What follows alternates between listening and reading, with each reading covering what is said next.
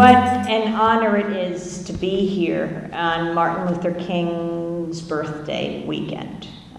It wasn't easy to get this weekend or this day, Martin Luther King's birthday, as a national holiday in the United States. In fact, New Hampshire was the last state to make Dr. Martin Luther King's birthday a federal holiday.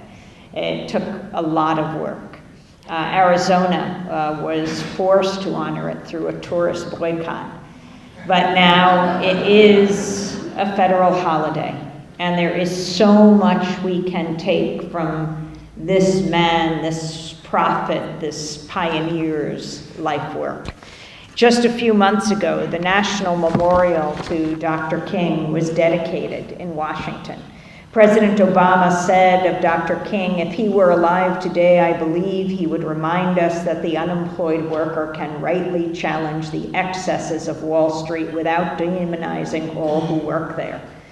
Well, the dedication occurred amidst the increasingly popular and increasingly global Occupy Wall Street movement.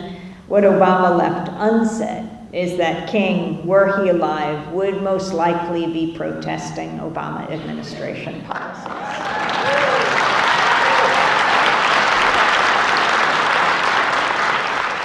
Not far from the dedication ceremony, Professor Cornel West, the preacher and professor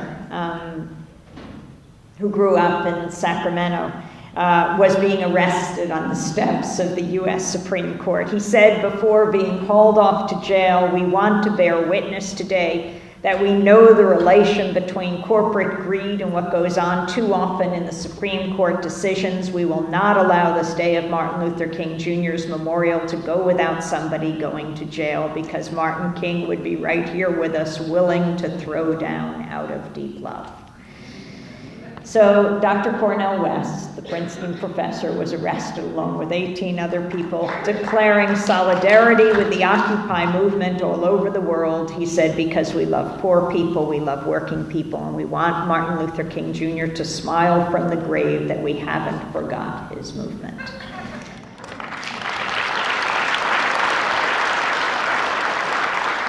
Over the same weekend as the dedication, the U.S. military CIA's drone campaign under Commander-in-Chief Obama launched what the independent nonprofit Bureau of Investigative Journalism based in London called the 300th drone strike, the 248th since Obama took office, according to the Bureau. Of the at least 2,300 people killed by drone strikes, between almost 400 and close to 800 were civilian, including 175 children. Imagine how Obama's fellow Nobel Peace Prize laureate, Dr. King, would respond to those grim statistics. Dr. King. He published a series of his sermons called Strength to Love.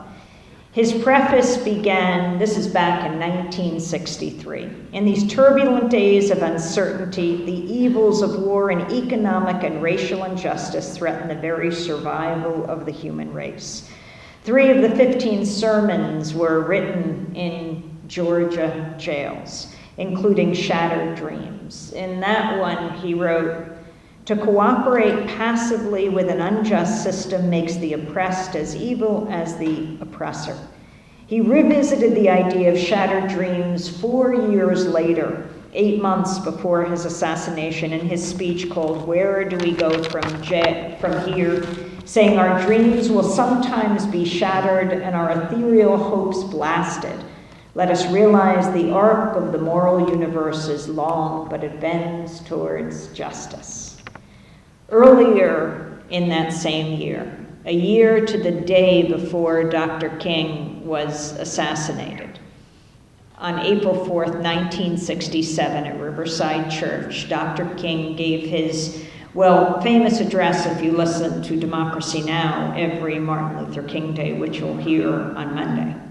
Not as well known as his I Have a Dream speech or his his mountaintop address.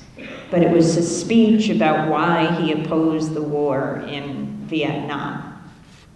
Some call it the Beyond Vietnam speech, in which he said, "I knew that I could never again raise my voice against the violence of the oppressed in the ghettos without having first spoken clearly to the greatest purveyor of violence in the world today, my own government." That was what Dr. King said April 4th, 1967. Those in his inner circle were saying, don't give an address against the war in Vietnam. You have won so much in this country. You won the civil rights legislation, the civil rights law, the voting rights law, the acts in 1964 and 1965. You got Lyndon Johnson to sign them. Don't take this on. This is not your war. And he said, if black or brown children are being killed, if any children are, that is my concern, he said. Well, with those words, with that speech, Dr. King set the tone for his final fateful year. Despite death threats and his close advisors urging him not to go to Memphis, King went to march with the sanitation workers. On April 4th, 1968, he was shot and killed on the balcony of the Lorraine Motel. Which brings us to the movements he inspired. Deeply impacted at the time of the assassination, we can follow two young men along King's arc of moral justice all the way to Occupy Wall Street. One was John Carlos. John Carlos, the U.S. Olympic track star who won the bronze medal in the 200-meter race at the 1968 Summer Olympics in Mexico City. Carlos and his teammate Tommy Smith, who won gold. You remember what they did, the most famous, iconic image in sports history. They raised their black gloved fists in the power salute on the medal stand, instantly gaining global fame. They each stood without shoes, protesting black children in poverty in the United States. This isn't as well known, but when you look at the photo, you see.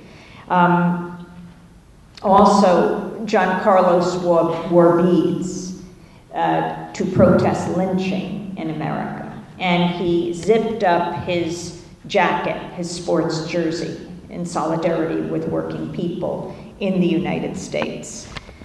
Well, a few months ago at Occupy Wall Street in New York at Zuccotti Park, John Carlos was there, marveling at the mainly young people, but young and old, who packed into Zuccotti Park. He told me afterwards, I'm just so happy to see so many people who are standing up to say, we're not asking for change, we're demanding change.